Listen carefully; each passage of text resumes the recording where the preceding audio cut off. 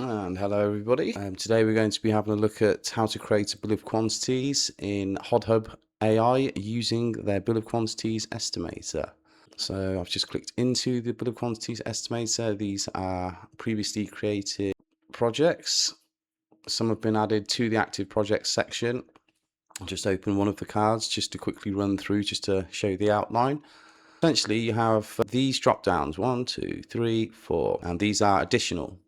These are helpful features that you can use in order to get the estimate done a little bit more swifter.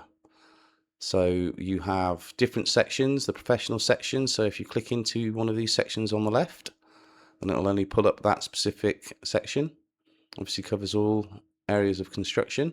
You have the main body, which is all of the items that you've particularly added. A product library. So the product library is populated with 5,630 or over that amount of products. And you have the ones which are just in the library anyway, which are adjusted real-time prices compared to the market and the location, what you set. The saved items, which are your own personal saved descriptions, and custom items, which are ones which you have created yourself. So in the top here, we have the client hub. So this is where you can create your own clients if you have multiple clients. Let's say, for example, if you're a quantity surveyor or project manager, you can obviously just select them within this box, then that will populate the client's details within the exported bill of quantities. Product library, we've just had a brief look. This is where you can create your own area, your own items. You can assign different areas and add them to the product library for later use. So the AI intelligence drawing, and this is probably the best feature on the bill of quantities estimator in Hodhub. Actually, you can select a drawing with details on it.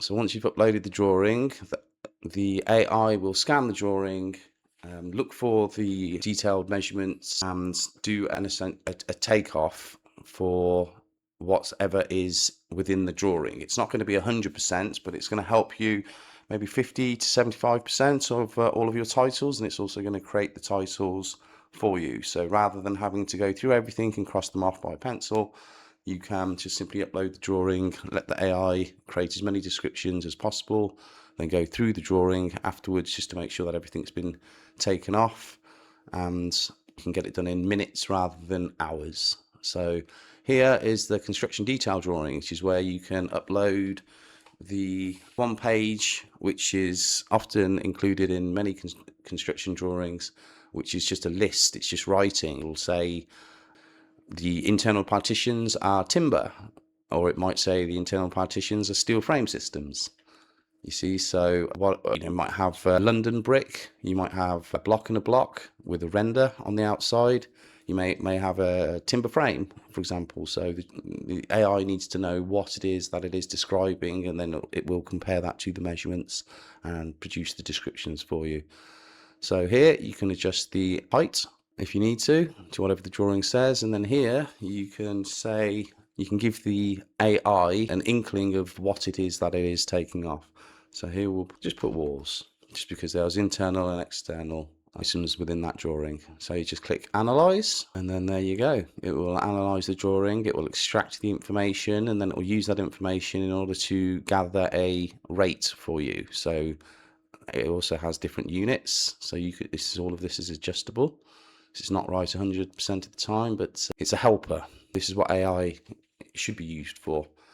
And you can simply go through each one of these descriptions that have been created, click the add to bill of quantities, or you can add all 18 items that it's extracted, and then it will get to the bill of quantities in the middle here.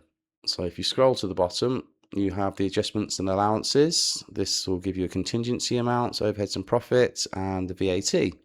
So all of this is editable depending on what the government issue for various things. And you might have a new build. Some new builds at various different times often have 0% taxes associated with them, just as a push for the country to create more houses. Overheads and profit percentage, it's obviously the cost of the full bill of quantities at a base rate, and then the overheads and profit percentage for the contractor. So if you're a client, the lower the better. If you're a contractor, the higher the better. It's whatever you can get away with. So the contingency allowance, this is for all of the smaller items which are included within the bill of quantities. The loss of people, especially project managers who haven't really been properly trained, or they've been trained in-house, they believe that contingency is an allowance for extras. If anybody says this to you, just call them an idiot and say they're wrong. Contingency is actually for all of the small items, such as Bob has come in, he was supposed to be there till 5 and he was there till 7.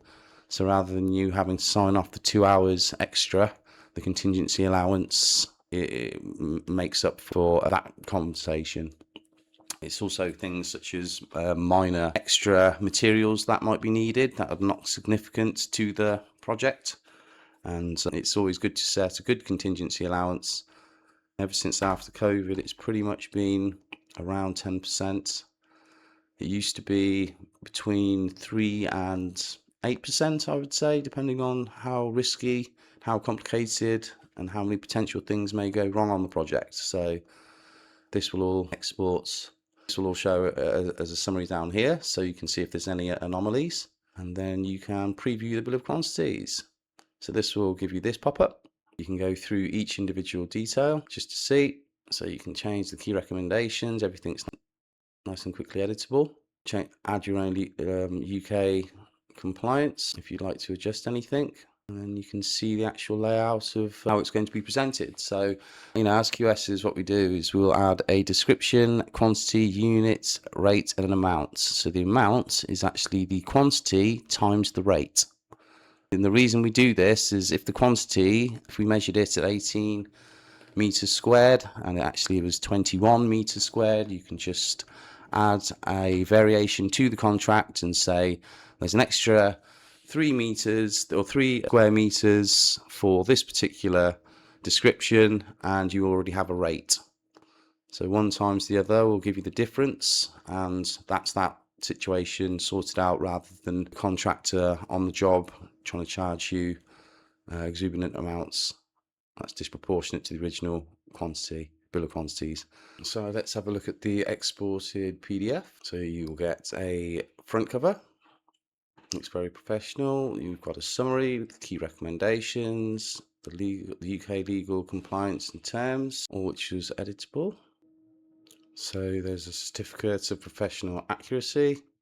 Then we have the bill of quantities front page, and then the actual list of the items that you've just added to the bill.